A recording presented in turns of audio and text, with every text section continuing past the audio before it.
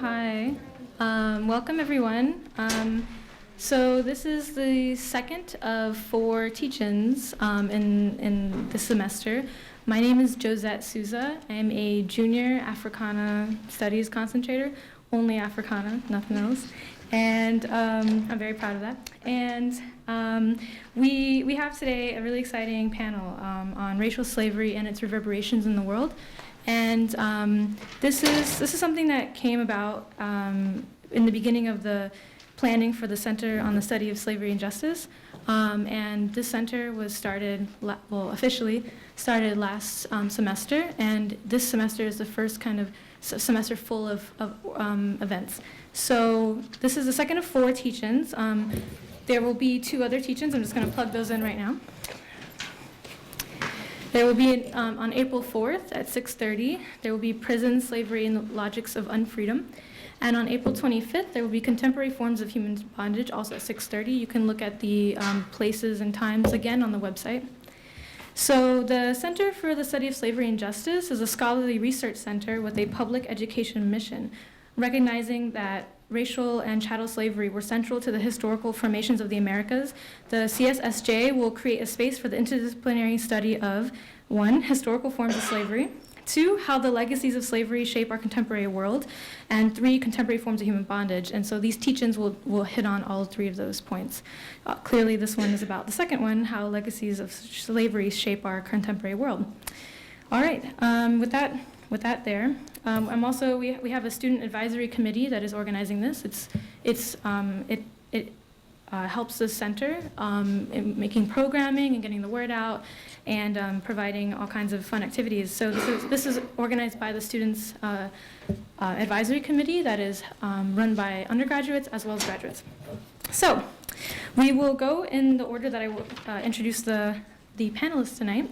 We have Professor Charles Cobb, who is a senior analyst for allafrica.com, the world's largest electronic provider of news and information from Africa. He is also a visiting professor at Brown University, where he conducts an undergraduate seminar titled The Organizing Traditions of the Southern Civil Rights Movement. Professor Cobb is a former Mississippi Field Secretary for the Student Nonviolent Coordinating Committee, also known as SNCC. His latest book is On the Road to Freedom, A Guided Tour of the Civil Rights Trail. A founding member of the National Association of Black Journalists, Cobb was a foreign affairs reporter for National Public Radio from 1985 to 1997. A member of the editorial staff of National Geographic magazine, the first Black writer to become one of the magazine's staff writers. In July 2008, Cobb was inducted into the National Association of Black Journalists Hall of Fame. Next year, Basic Books will be publishing his latest work, This Nonviolent Stuff Will Get You Killed. Very exciting. Following Professor Cobb, we have Professor Hu-Dehart. She is a professor of history and the director of the Center for the Study of Race and Ethnicity in America at Brown. Professor Hu-Dehart received her PhD in Latin American history. She has written 2 books on, I don't know how to pronounce this, I think it's Yaqui Indians, I'm sorry for pronouncing that wrong, and is now engaged in a large research project on the Asian diaspora in Latin America and the Caribbean. The goal of Professor Hu-Dehart's diaspora project is to uncover and recover the history of Asian immigrants to Latin America and the Caribbean, and to document and analyze the contributions of these immigrants to the formation of Latin and Caribbean societies and cultures, as well as towards theorizing diaspora and transnational and broadly defined. And finally, we have Professor Coy Walker, PhD from the College of William & Mary, 2001, is an associate professor and chair of the Africana Studies Department here at Brown, where he teaches undergraduate and graduate courses in Africana philosophy, theories, methods, African American religious thought, critical theory, and religion and public life. His research revolves around a series of critical investigations into the historical, philosophical, and theological problems of modern thought and political practice. One more thing before we get to our esteemed panelists. We have a multimedia submission contest. We are accepting essays, poems, art, works of any medium that deal with slavery and forced labor, injustice, broadly defined. We will showcase these at the end of the semester hopefully with a larger exhibition on 3 ships that we'll be talking about via art, and as well as lectures at the end of the semester. So if you see this poster, feel free to submit. Feel free to submit if you don't see the poster, that's cool too.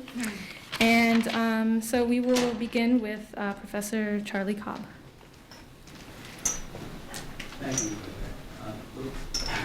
Thank you. If we're going to talk about racial slavery and its reverberations, let's begin at the beginning with America. And specifically, let's start with Sojourner Truth. This is from her 1850 narrative of her life, and she was born as the country was being born. And she writes, "I can remember when I was a little young girl, how my old mammy would sit out of doors in the evening and look up at the stars and groan, and I would say, 'Mammy, what makes you groan so?' And she would say, 'I'm groaning to think of my poor children. They do not know where I be, and I don't know where they be. I look up at the stars, and they look up at the stars.'" Now, the poet Jessie Fawcett, an important figure in the early 20th century Negro Renaissance, was inspired by these words to write this poem in 1920, which I stumbled on reading W.E.B. Du Bois's Black Reconstruction. "I think I see her sitting bowed and black, stricken and seared with slavery's mortal scars, reft of her children, lonely, anguished, yet still looking for the stars.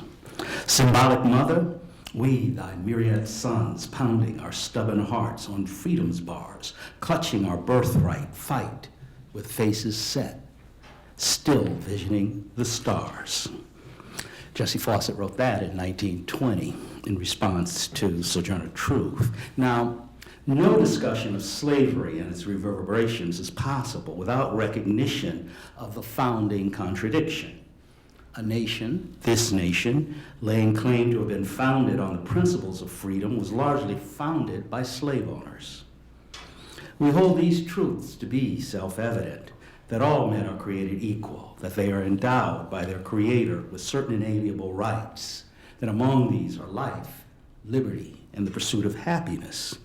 Thomas Jefferson, who authored these words, was later the third president of the United States, did not have the 200 or so African slaves he owned in mind when he wrote them. His ideas of freedom and liberty notwithstanding, he never gave up his right to own and work these human beings as livestock, farm animals, or his right to sell them whenever he felt it necessary. His earliest childhood memory was of being carried on a pillow by a slave.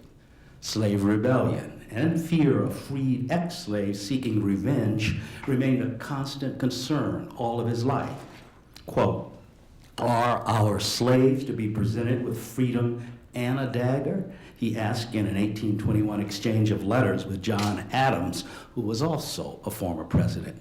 If slavery were outlawed, former slaves, now free, would have the right to bear arms, given their numbers might seek and gain political influence and power, especially in his beloved South.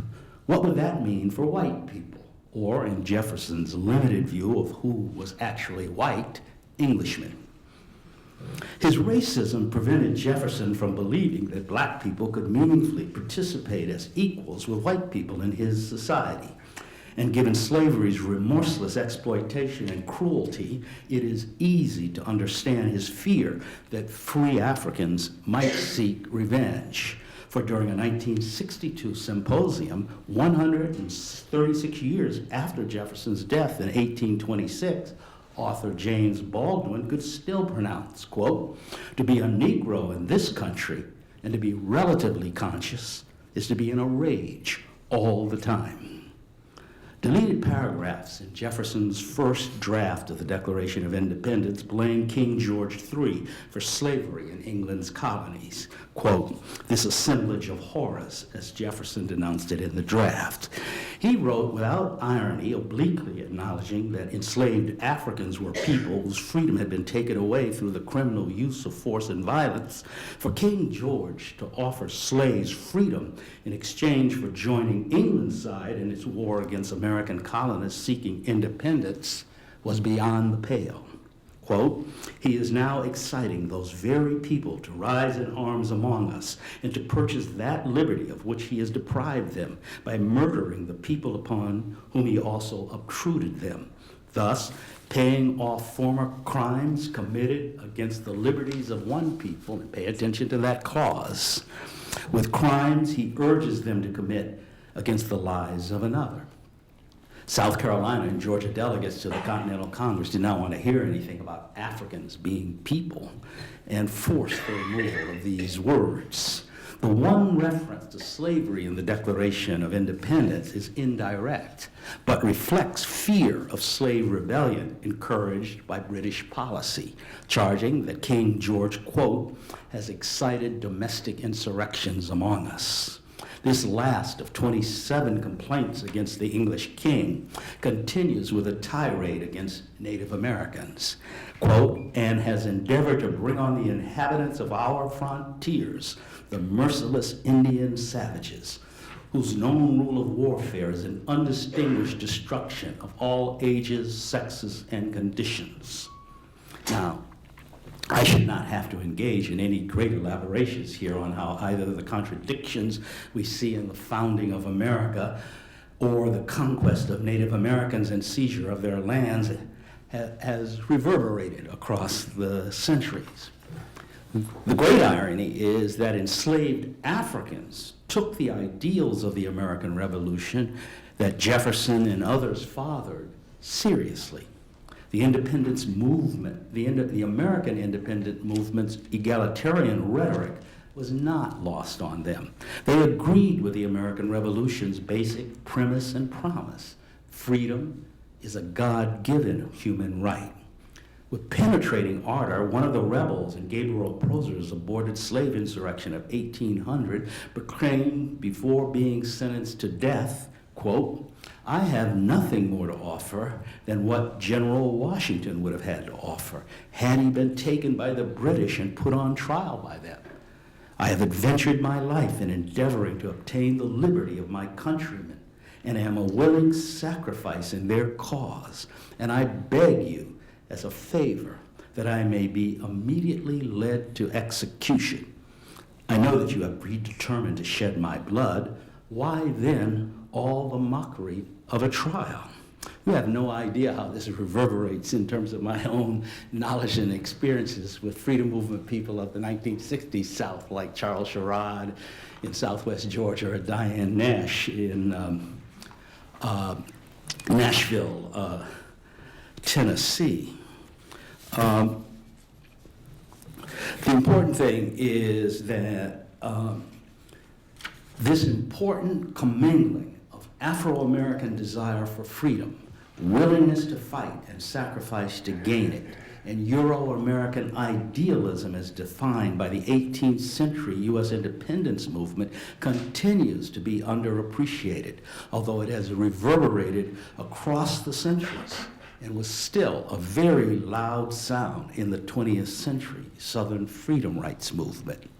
We're faced today with how to complete these ideals articulated in the 18th century. How, if I may use other words from that time, to form a more perfect union. And the distance between then and now is not very far. As William Faulkner once put it, the past is never dead. It's not even past. We are haunted by ghosts in our blood, the late professor and author Jan Carew once wrote. I do not intend in citing these words written by Professor Carew to dwell on the horrors of slavery. Those have been well documented. But speaking personally, as I must when it comes to slavery, the ghosts that haunt me, obligate me, are my forebears who fought for freedom. The real story of slavery is the struggle for freedom. Because of slavery, it has fallen on the shoulders of black people to advance the cause of freedom in this country. Indeed, to save the country from the worst in itself. And it is the lessons of the freedom fight waged by black people through the centuries that must be paid attention to. My part in this fight centered on the Southern freedom rights struggle of the 1960s. And in using that term, I mean two quite separate but related things. Civil rights means gaining laws and securing equal rights under the law. The freedom rights movement is a larger idea that embraces civil rights, civil liberties, and liberated consciousness of self and community, reflecting the fact that law alone cannot uproot white supremacy, which is ever creative and insidious in its forms and practices. A young historian, Hassan Kwame Jeffries, introduced me to this phrasing, writing in his important work on freedom struggle in Lowndes County, Alabama. To quote Hassan Kwame Jeffries, framing the civil rights movement as a fight for freedom rights acknowledges the centrality of slavery and the emancipation to conceptualizations of freedom, incorporates the long history of black protest dating back to the daybreak of freedom and extending beyond the Black Power era, recognizes African American civil and human rights objectives, and captures the universality of these goals. I think I'm going to stop here with that very full thought, which I hope reverberates in your thinking. Thank you.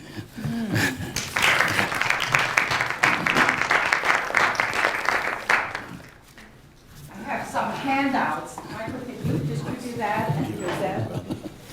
Sure.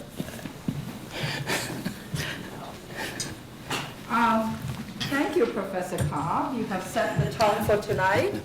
I'm going to talk a little bit about some of my own current research in Cuba. But first, I think you all know that slavery, racial slavery, African slavery specifically, was a phenomenon and a practice across the Americas, from Canada all the way to South America and across the Caribbean. All of you probably know that, and Charlie referred to this, that in some parts of the Americas, including right here in Rhode Island, in Providence, we also had Native American or Indian slavery. That was true here in North America. It was true in South America, in Brazil. However, some of you, if not most of you, probably didn't know that there were other forms of slavery or near slavery or other forms of labor closely associated with slavery. And I'm going to share one of those instances. In Cuba, slavery fueled the sugar plantations for centuries. And Cuba was one of the most profitable slave and sugar plantation societies all the way through the 19th century. For that reason, Brazil and Cuba were the last of the slave-holding societies in the Americas to end slavery. Now, one reason why the plantation economy persisted and lasted as long as it did in the 19th century was because the Cuban planters found another source of what many considered slaves in the 19th century, from the middle of the 19th century to almost the end of the 19th century. This is because when the British blockaded the slave trade that brought fresh slaves into the Caribbean and into the Americas, particularly a society like Cuba, which depended to a very large extent on replenishing their slave labor with new slaves rather than reproducing their own slaves. It came a time around the 1830s, especially the 1840s, when it was no longer possible for the Cuban planters to continue to rely on the slave trade to supply fresh slaves for the plantations at a time when the Cuban sugar plantations were flourishing and in great demand. So what I handed out, Charlie and here. What I handed out for you, first of all, look at that table. No, look at the map. I always think we should look at maps. Oh. If you look at the map, and I'm sorry this map didn't copy out too well, but I tried to find a world map. And I wanted to find a world map where you could see China. Can you see China? That big lump, that big bulk on the right side? You see then Europe and Africa, and then to the left you see America.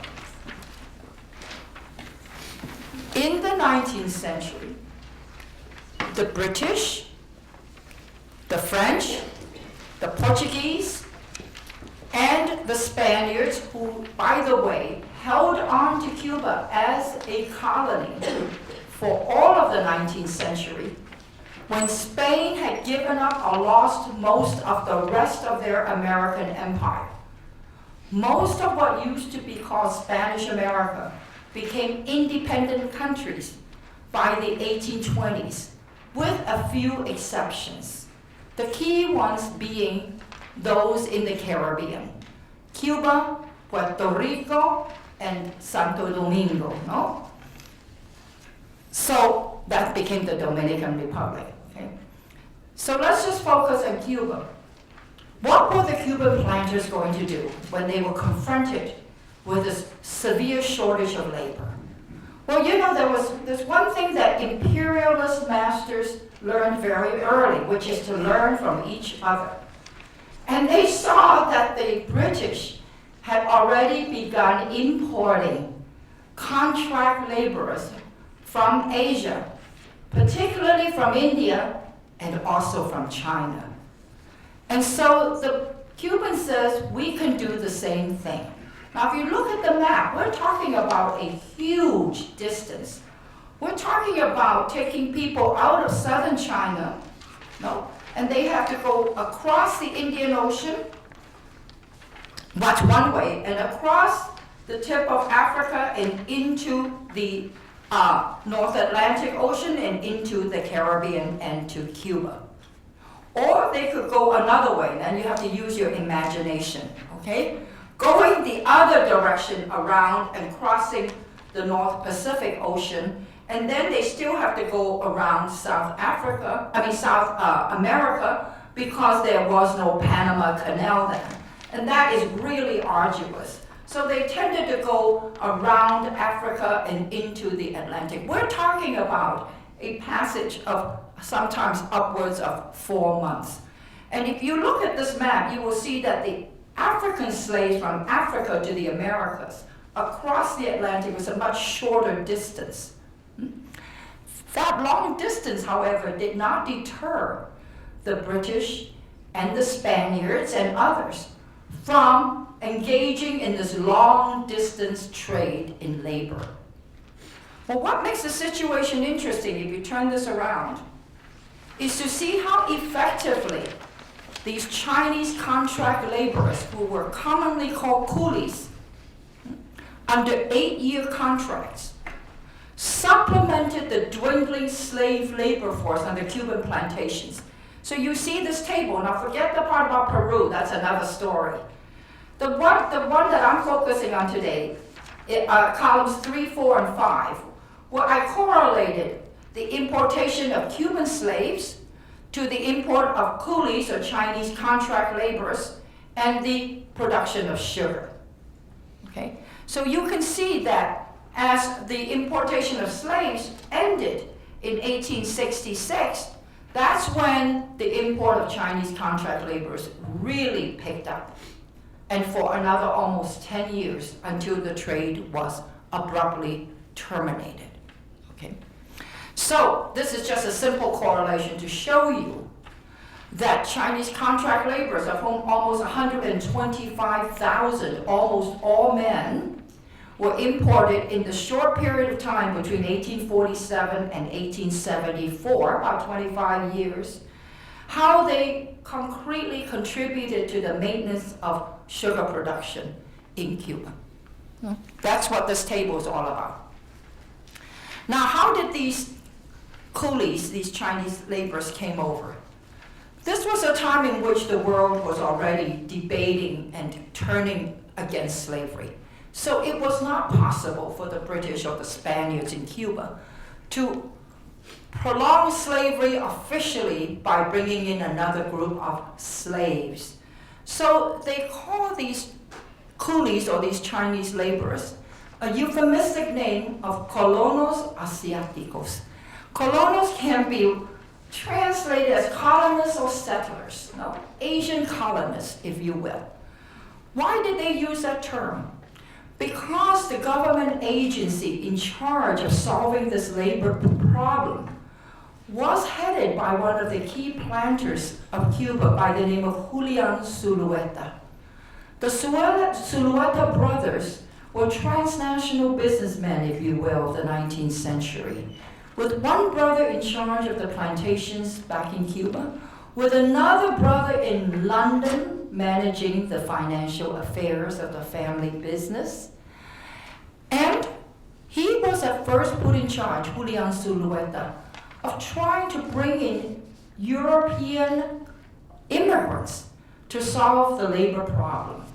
And therefore, the government agency that he headed had this name of Comisión de Población Blanca, the Commission of White Population.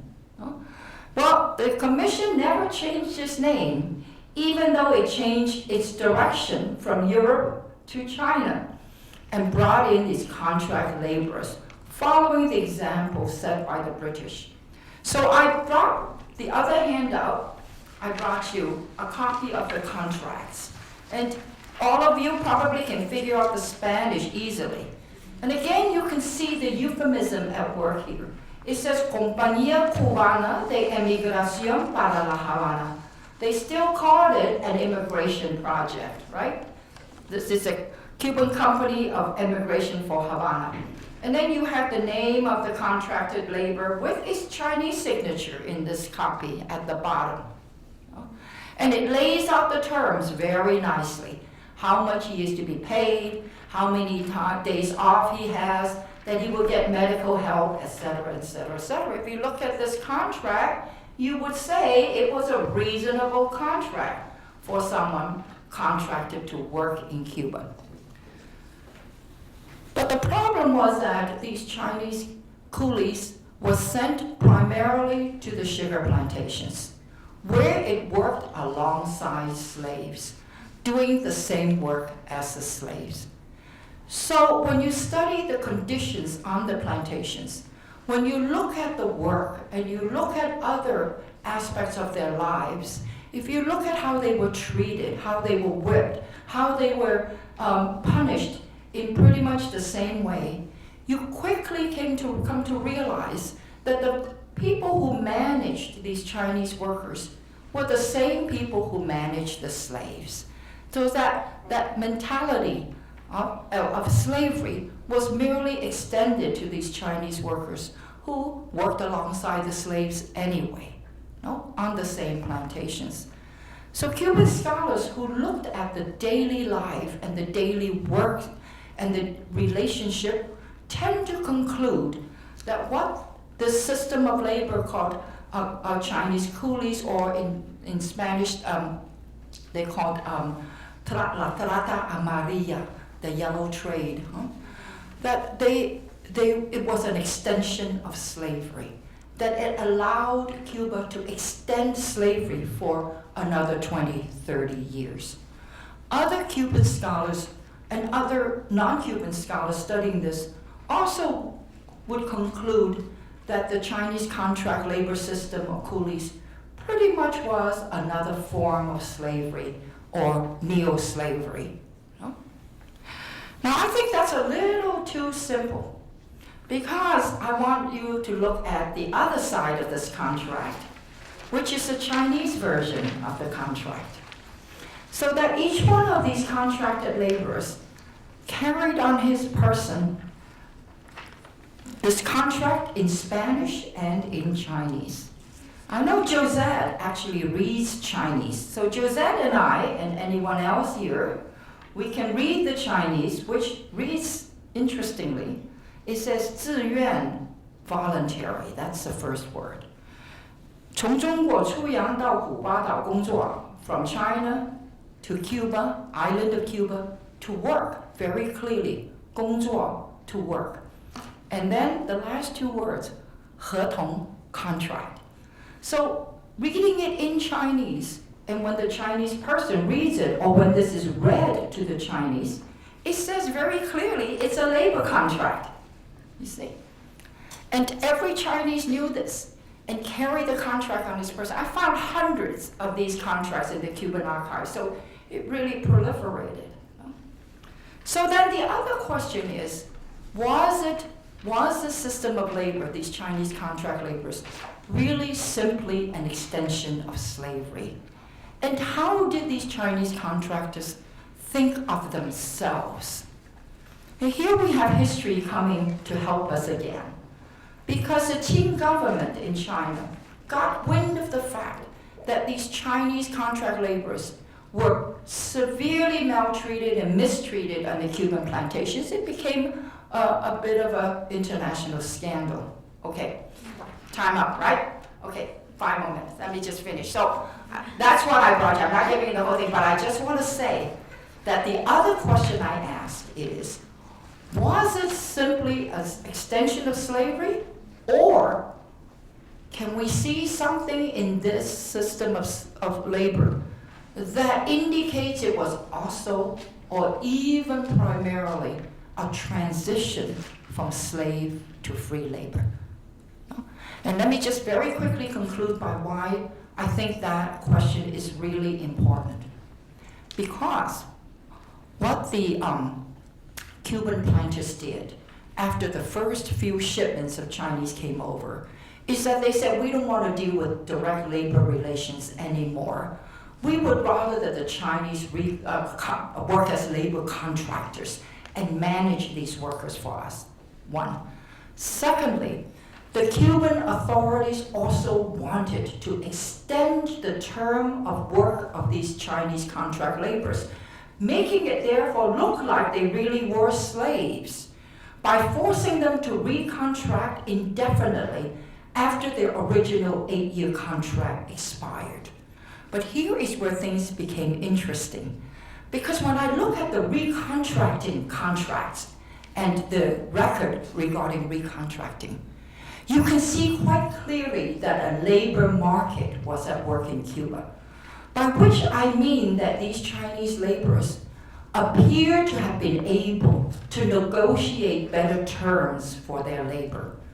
Concretely, what that meant was that when they were forced to recontract, I found very few instances of them recontracting for as long as 8 more years.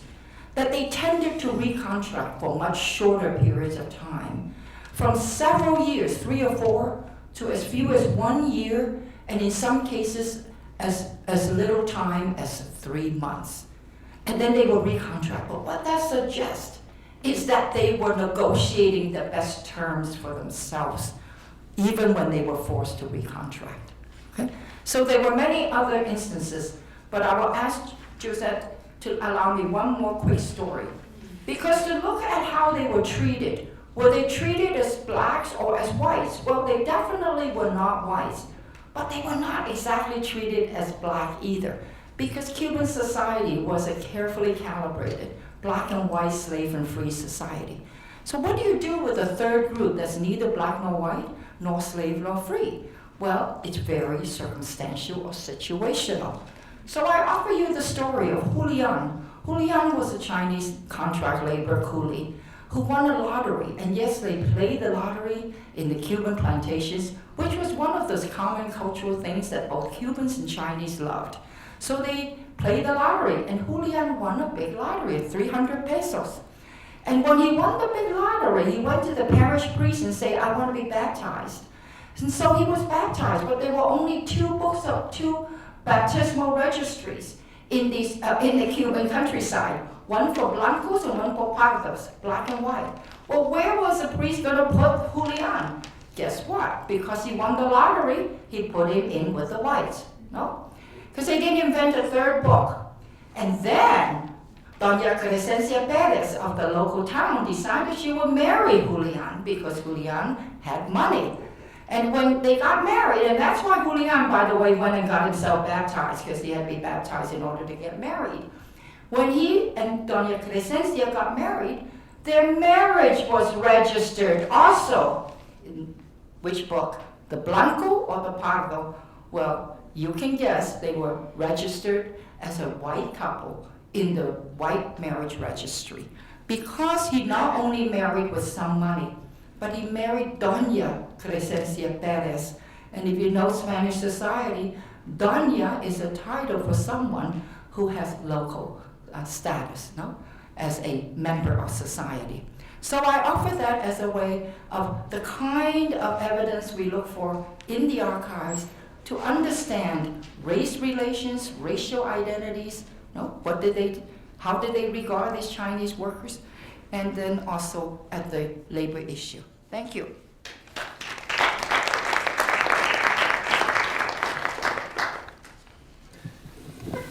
Well, I guess the most important thing for me to do is to offer some brief remarks and get us toward the conversation. I grew up in Virginia in the shadow of Nat Turner in Southampton County.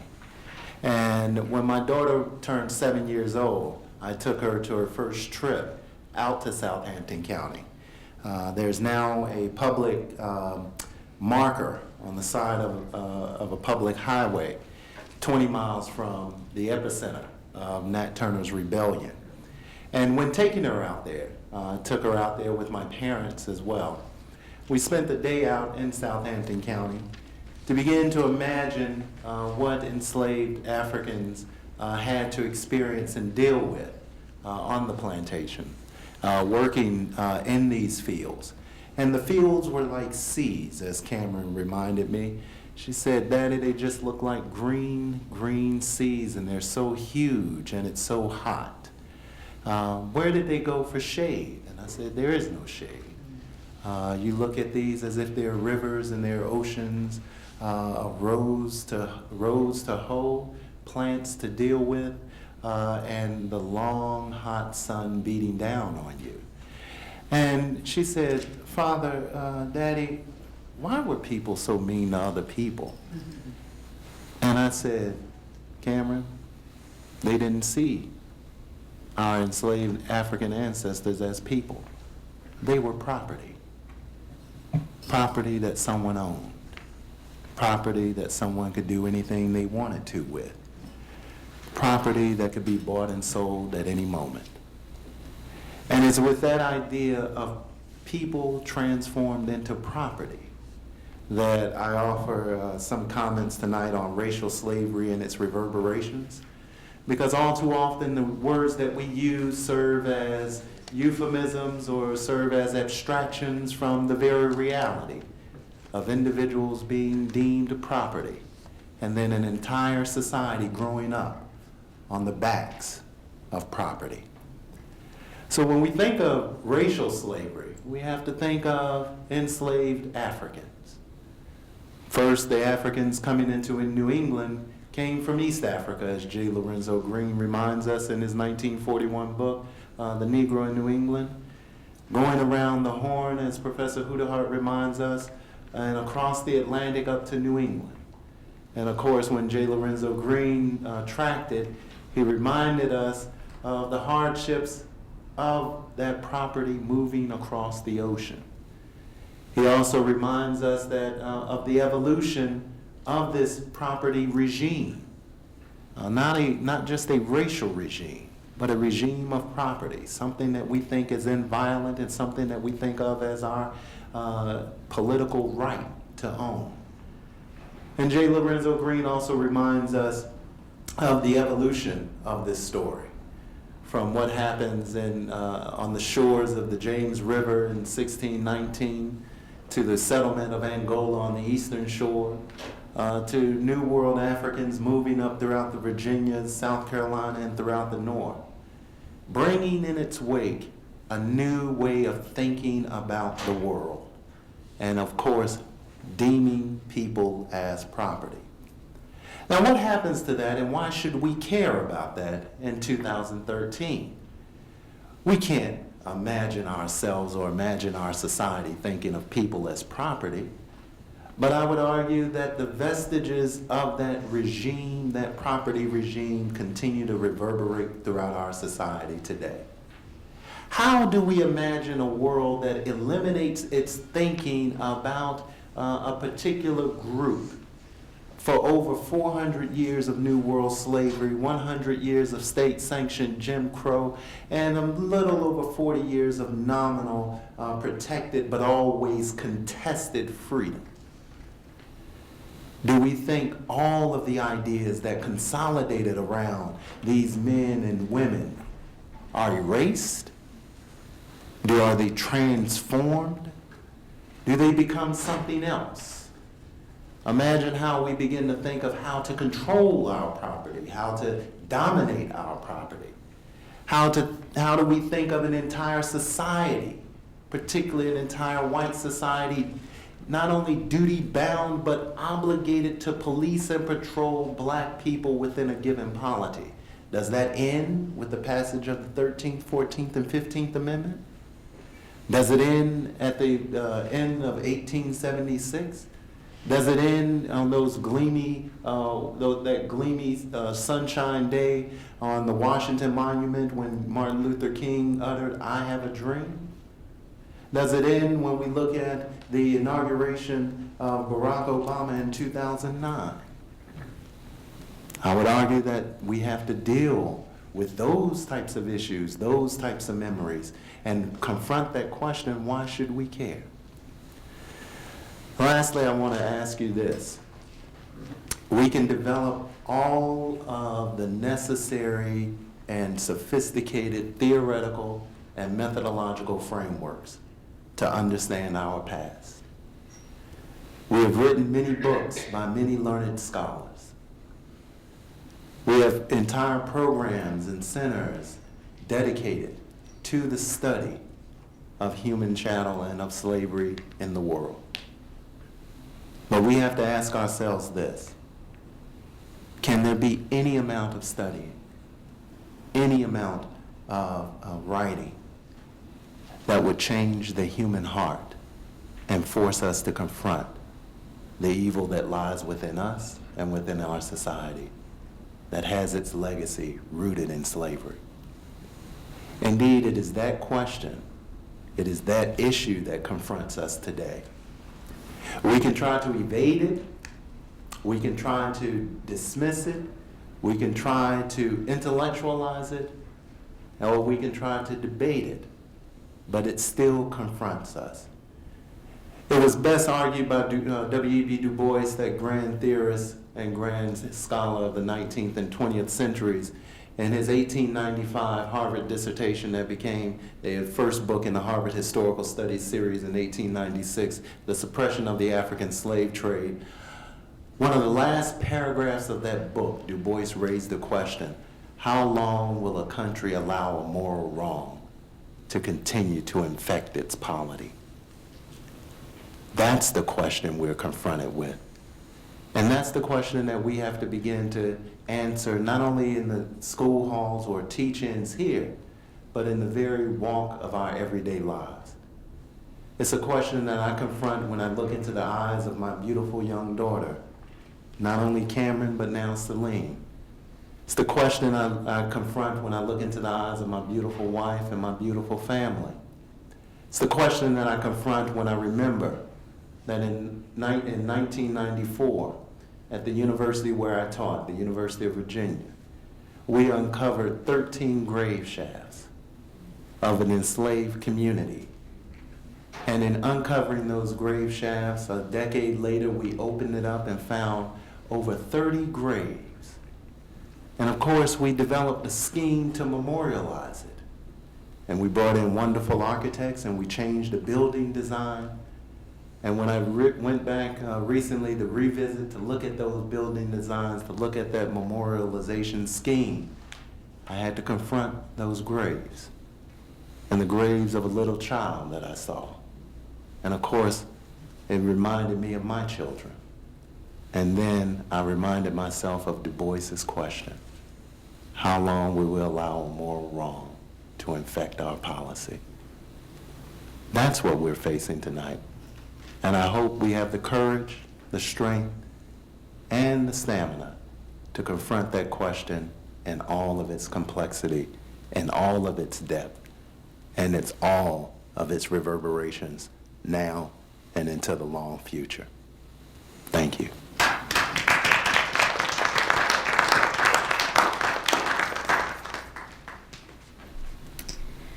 All right. Thank you to our panelists. One more round of applause for them, please. I'm going to open the floor to questions, comments, discussions. I'm going to wait a minute. If people are still thinking, I can ask a couple of my own. I'm just going to open the floor if there's any initial comments, questions. Okay, we have one. Go ahead. This is to Professor Corey Walker. What is your suggestion then, moving forward into answering that question? Does it go on an individual basis or on an entire community basis, and what will it take? Well, if I had the answer to that question, and if it were that easy, we wouldn't be sitting here, nor would this university have had to write its Slavery and Justice report, nor would it have had to establish a Center for the Study of Slavery and Justice that's courageously headed up by Professor Tony Bogues, along with these wonderful students here at Brown. It is never just solely an individual issue. It's always a collective issue. But the collective is always composed of each of us who press not only ourselves but our neighbors to look into the eyes of one another and say, challenge and look into the eyes of one another and say, what type of world do we want to live in?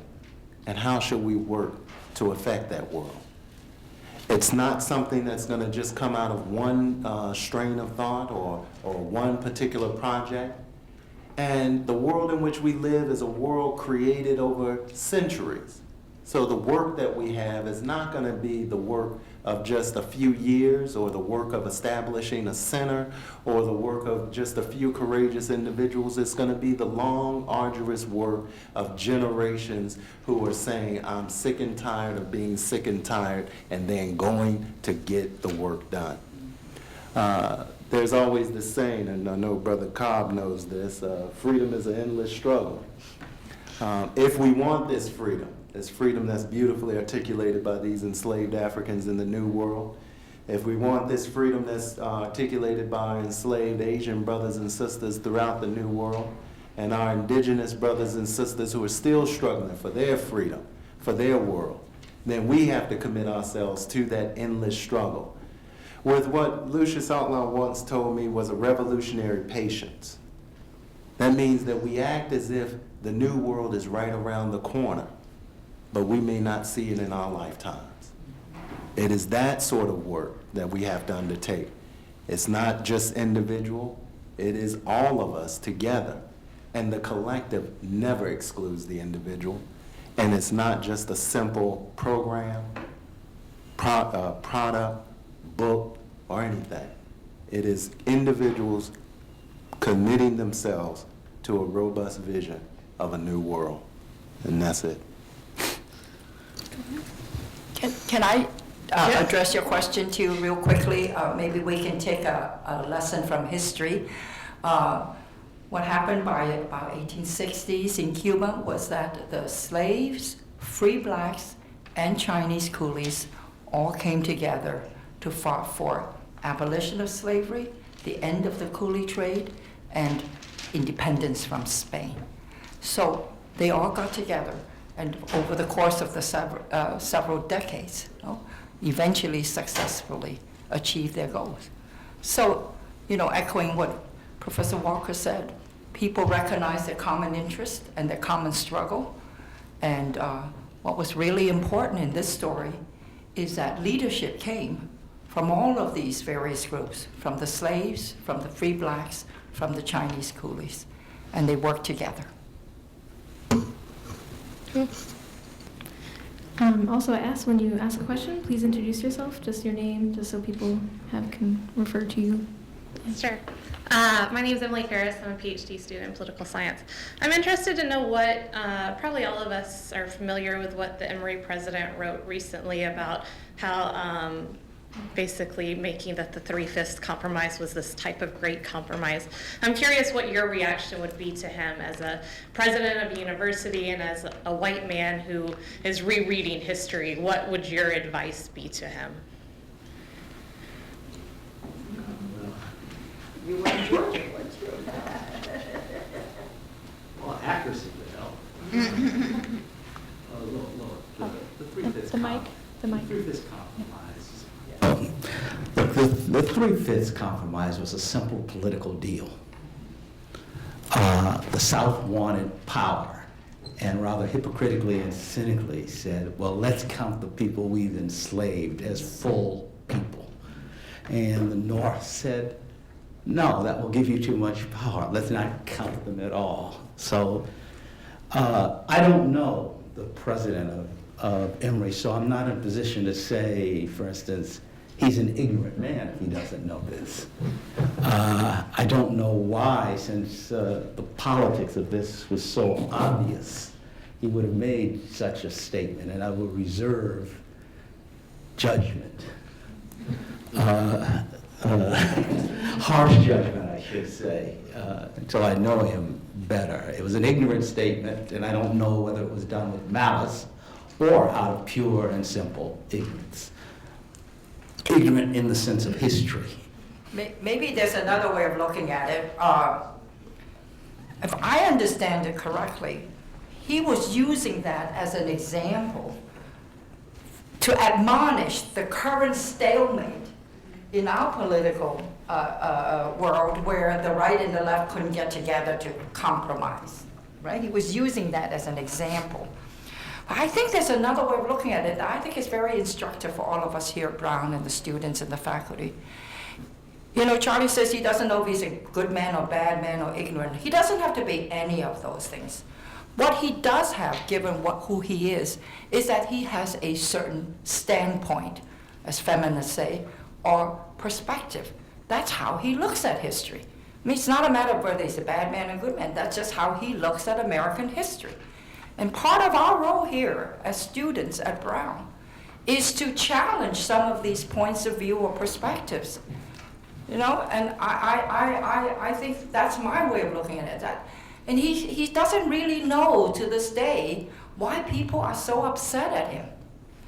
Because he feels, like most powerful white men do, that his point of view, his perspective is pretty darn near universal.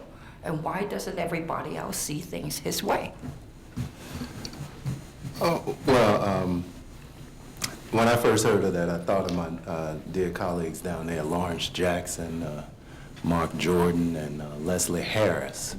And of course, Leslie Harris has been courageous in convening an entire nationwide conference on the issue of universities and slavery. She's been at the forefront of having Emory University look at itself and its ties not only to slavery, but its ties to racial segregation, state-sanctioned segregation. So when a university president cannot hear his own faculty and cannot hear his own students, that is a problem. It is not only just a problem of epistemology, it's a problem of ethics. And when we think of the ethical demands that are placed upon us as citizens in the world, those are very high barriers. And when one of us fails, then we ought to be called on it and called on it justly.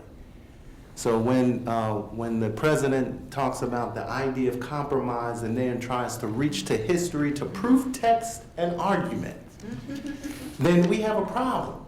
We have a problem with a discourse of history that acts as if it's impervious to the very fallacies of the human mind.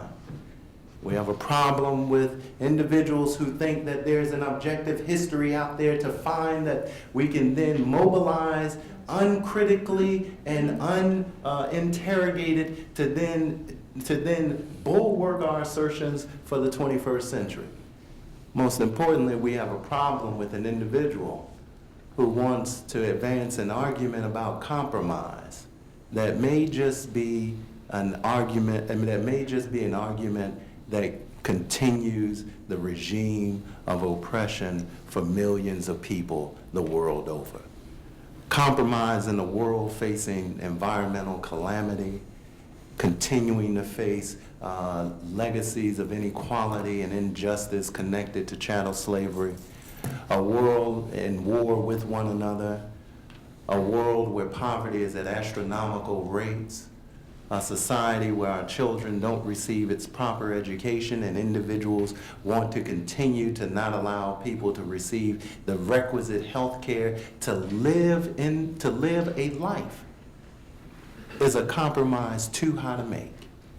And it is an ethical position around compromise that we have to reject, even in the light of a historical wrong that's used to mobilize a fallacious argument around compromise in the 21st century. That's the way I viewed the president of Emory. That's the way I view that 3/5 compromise statement. It goes deeper than just correcting the historical record. It's about correcting our world, and at what cost, at what price do we want to place our world today and tomorrow on a compromise that will continue to deny the lives and life chances of billions of people around the globe? Let me just add one thing then. I've noticed over the years that when it comes to black people and compromise as articulated by white people, that it almost always means for black people to set aside their concerns and wait until white people decide to take yet another step. All of these compromises, I was deeply involved in the Mississippi Freedom Democratic Party, as you know, Corey, and that so-called compromise. But I've noticed both throughout my own life and in reading in history, that's what compromise, as articulated in this fashion, always means.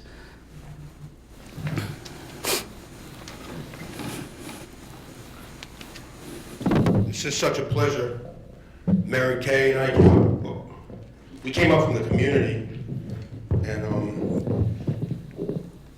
we saw a poster down at the DARE organization in the lobby, and I put this at the top of my list of priorities, and really enjoy it so much. What I have is something that's just a statement for all, and then like something for each of you. So I'm just blown away by the convergence of anniversaries this year. 150th Emancipation Proclamation, 150th of the victories, Union victories at Gettysburg and Vicksburg. 100th of the passing of Harriet Tubman, 100th of the birth of Rosa Parks, 50th of the Dream, 45th of the Poor People's Campaign, and on that tip, 75th anniversary of the minimum wage, 100th anniversary of the Department of Labor. So this next part comes for, this would be, I'm going to finish it all, and then I'll say who I'm saying it to. So Brother Cobb from the SNCC. I mean, the Economic Bill of Rights, the Poor People's Campaign, and that Economic Bill of Rights they came out with, which apparently they planned for in '67 and came out with by the end of '67 or early '68, a job at living wages or an income for anyone who they don't give a job to, or anyone who is unable to work. The other, that was, I had heard about that a lot, but I didn't realize the others included land, capital, and a significant role in the government, and back it up and make it happen with a multi-billion-dollar program, which included, to my understanding, 500,000 units of affordable housing. And on the job and housing tip, they wanted people to be able to rehab the decayed and abandoned buildings in their own community as their job. Okay, so that's the end of that. The other, which I guess would be for Professor Walker, take me from 1870, from 1865. What could have been if you had all the plantations there and all of these now freed slaves who had worked together on these chunks of land? If it had been, would it have worked? Would they have been able to just take it and run it, to skip over, the 40 acre and a mule, which would have been appropriate for some? Could they have skipped? I don't know what you call it, but I don't know if you know what I mean. Like collective farming came in the 21st century, but could they have skipped? If not, how they didn't even get the 40 on the individual basis, and I've seen people bandering around some figuring on reparations lately. One gentleman did it, King. I saw 3.7 trillion. This guy used a 10-hour day. And, okay, and so, all right, so the last thing is for Professor Hu. The relations that developed between Cuba and Africa after the Cuban Revolution. One of the great anniversaries coming up, I believe this year, is the battle, the victory at Quito Carnavale, where the Cuban troops smashed, defeated, and put on the run the forces of apartheid back over the Limpopo River and set the thing towards where it ended up. Thank you very much.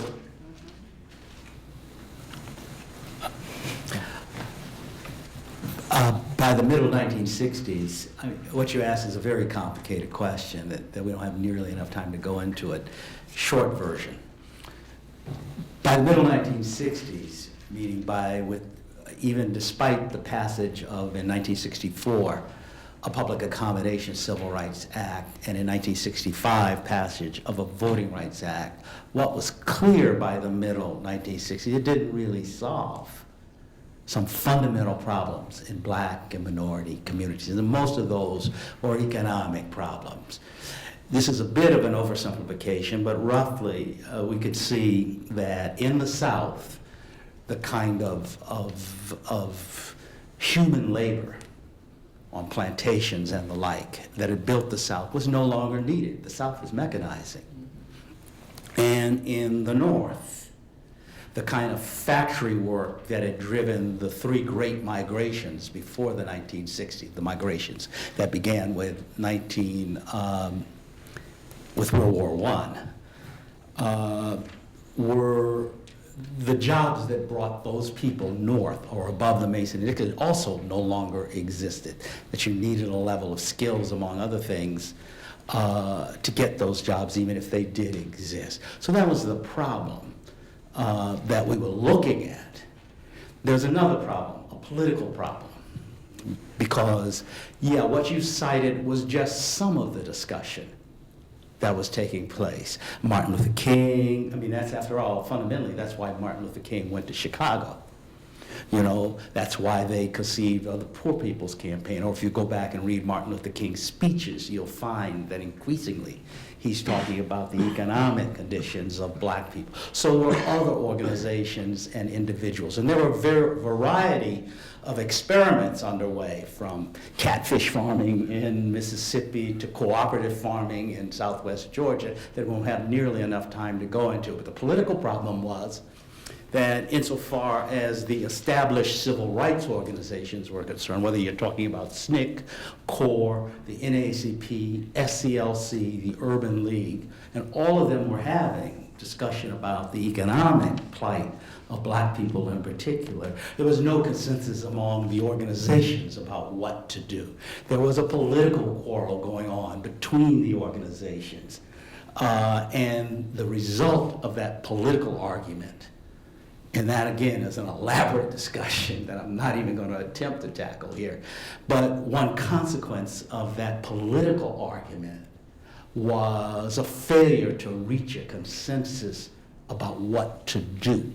If you look at the history of the movement and its successes, where you see its greatest successes was when there was a consensus about what to do, even if there was disagreement. There clearly was disagreement between SNCC and the NAACP. There were differences of style between SNCC Core and SCLC, but there was a fundamental consensus that the larger community shared with the organizations about what to do. When it came to tackling the economic issue, that did not exist. As a consequence, that struggle, for lack of a better word, to tackle the economic necessities of freedom never really got off the ground. All of this is really an oversimplification, but that's roughly, as I see it, what the situation was. Could I actually jump in here and ask for a couple more questions, and then perhaps we can revisit those two, given I'm not sure if people have to leave, but I know that if we could just get a few more questions, if that's okay with you guys. Just to get some questions thrown out, and people can answer them in groups, perhaps. Are there any more questions right now that would like to be posed? If not, we can continue with these questions. I wanted to ask a question that I think Professor Hu-Dehart alluded to. I wanted to ask a question that I think Professor Hu-Dehart alluded to, and that's the relationship between the end of slavery and the beginning of this interesting institution called free labor. And I was curious if we could talk a little about slavery as an institution of labor as well as dehumanization, and thinking about the ways in which the changing conditions of labor facilitated the reinvention of oppression in new forms.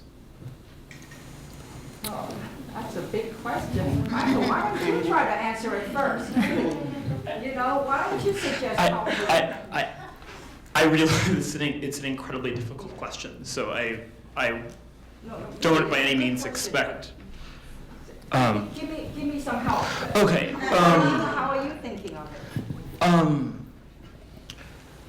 I'm interested in thinking through how the end of slavery may not be an absolute end, but instead how the end of slavery may instead be a continuation of this form of human bondage and unfree labor in new forms, under different names, but under remarkably similar institutions. I think Professor Walker's point, for example, about how we can really only perhaps start to talk about some form of deeply contested freedom in the past 40 years, which I think is a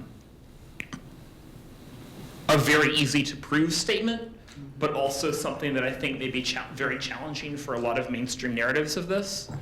And so I guess I'm trying to think through what the relationship between these things are. Well, you know, the end of slavery doesn't mean the end of unfree labor. I mean, we all know that. This misnomer of free labor doesn't mean it's free. Free doesn't mean free in that sense, right? Free labor, this term, it gets very problematic when you try to teach this stuff. Free labor just means you take your labor and exchange it for a wage or for some kind of remuneration, and that you're not bonded as a whole person for life. No? But, in general, as a historian, I try not to equate every form of unfree labor or every degree of unfreeness with slavery.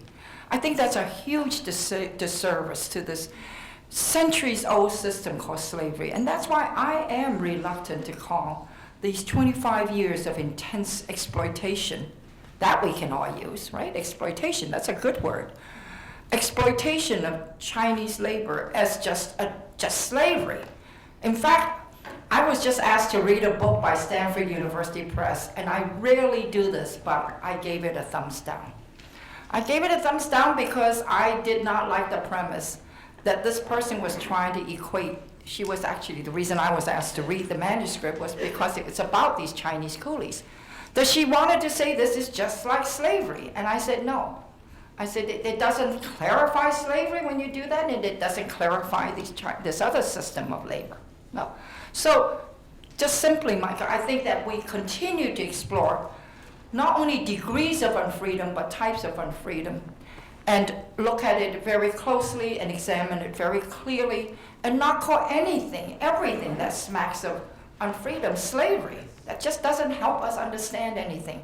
Let me tell you one thing too that some of you may or may not have heard, but for a brief period in the 1860s, the Southern planters, 1860s, faced with this horrible crisis confronting them, heard from their co-plantation owners in Cuba that they have Chinese laborers, and they called up some of them. There were Chinese coolie laborers in the southern plantations briefly in the 1860s.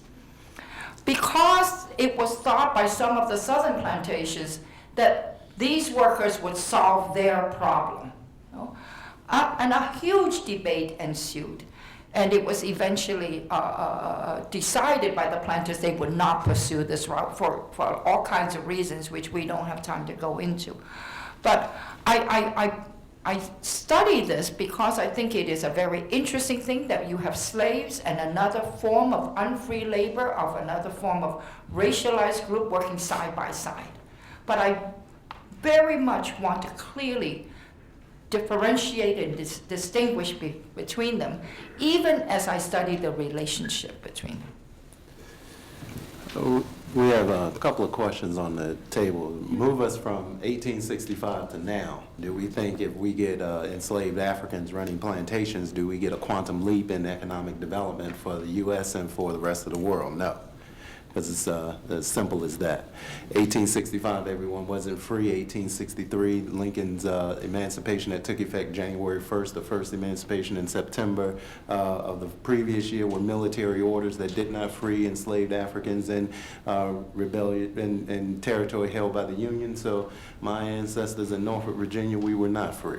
So the Emancipation Proclamation, as Frederick Douglass beautifully said, was freedom to starve, freedom to live amongst the rains. It was what greater injustice, as King would say, echoing Frederick Douglass, can be heaped upon a people. 1865, we're looking at, between 1865 and 1870, we're looking at the Reconstruction of America. 1871 to 1873, we're looking at the crisis in global capitalism, where we're trying to have the emergence of finance capital in the U.S., and we're having the 13th, 14th, and 15th Amendments gutted simply because of the slaughterhouse cases coming out of Louisiana, particularly New Orleans, when we're beginning to have corporations and businesses then being treated as people under these amendments that were passed to alleviate the question of chattel slavery. And this is the thing we have to remember. The slavery that we're talking about in the U.S. is chattel slavery. It is slaves that enslaved Africans that are treated both as real and as personal property by the various regimes throughout the South. So as property, they have a different relationship to the labor market. They cannot, even when you're going out and when you look at the beautiful work of Jeff Care Ritchie on free black labor in Richmond, Virginia, for instance, you still have to begin to negotiate contracts not with the enslaved himself, but you're engaging in contract negotiations with the master, and the master then derives the profit from that individual.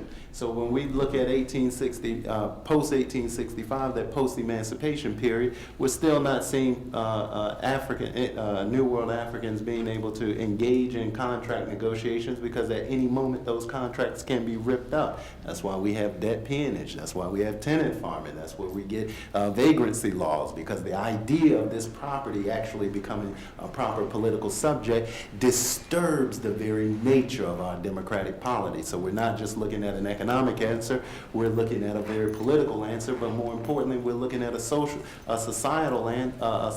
question, as well as a question of how people begin to conceptualize the very idea that black people are human. That's an inability.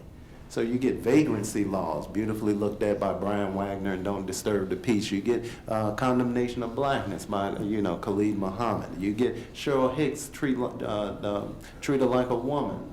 Don't treat me like a woman. I mean, all these wonderful texts. You get that pioneering text in the 1980s by Ed Ayers on vengeance and justice that looks at these regimes of violence. Leon Litwack. North of Slavery. I mean, Leon Litwack does this, Trouble in Mind looks at the regime of violence that is rained down after the conclusion of the American Civil War, when you have the polity being reconstructed. And of course, Rayford Logan in his classic, The Betrayal of the Negro, that looks at 1876 and its reverberations throughout the late 19th and early 20th century, reminds us of this dark period in American history where African and African American freedom was just that, was but an illusion to the larger majority. But of course, black people are human, and of course, black people always understand this, so you always create under various conditions. So that's a given. So we cannot say, oh, well, if black people were so oppressed, they wouldn't have had schools and institutions, and they wouldn't have created this intellectual culture. Well, I don't even engage in those arguments, because I began with that audacious assumption that black people are human and black people will create, and they always create people to do just that. That's the very nature of human life. But we have to begin to understand the very natures of power in a particular polity and the very natures of an economic crisis. Gerald James's book, a grand scholar and a grand economic historian at Yale, reminds us of this whole period, the economic history of this period. And he does a detailed study that you should look at, looking at the transformation from these plantation regimes. And we got to remember, most enslaved Africans in the South were not held on plantations of slaves of 100 or more. Most of them were held on smaller lands and working side by side with Southern landowners. So we have to demystify our understanding of slavery and begin a critical study of it. Now, I say all these books because that's just what we do in the academy. Mm-hmm. I mean, those are just things that are there for us to look at, and they're readily available. But the question about free labor as a category, you have to begin to demystify that. I mean, there's no absolute freedom for individuals who are stigmatized. This is what Glenn Lowry talks about in his book, Stigma, recovering that Irving Goffman notion from 1957, that when you have black skin entering into the polity, entering into the labor market, you have a problem, because it's irrational. It can't be made sense of. And there's no freedom that can be occupied in black skin. Karl Marx was writing in the New York newspaper that white skins cannot be free while men in black skins are held enslaved. Now, Marx understood that. The question is, can the American society ever understand that? And that slavery is not just these plantation regimes, but that's one aspect of it, chattel. But the other aspect of it is what happens when you have an entire world built on the denigration of black people globally, so that then individuals can begin to negotiate themselves in between the Europeans and in between enslaved Africans, such that the first alliance that the black labor movement makes in 1869, the Colored National Labor Union, first allies they bring in are Chinese workers over in California. And this is the type of solidarity that begins throughout the labor movement, particularly beginning with African Americans, allies, our Asian allies, as well as allies across the world. So you've got to begin to think of not so much free labor as this abstract concept, but materialize it in the very chattel policy and the chattel polity of American slaveocracy.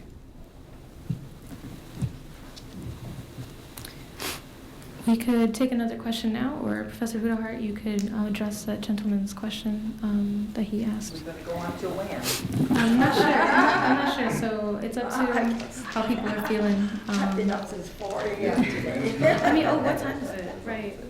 Okay. Oh, it's almost 8 actually. So in that case, I guess we should actually wrap this up. So yeah, thanks everyone for coming.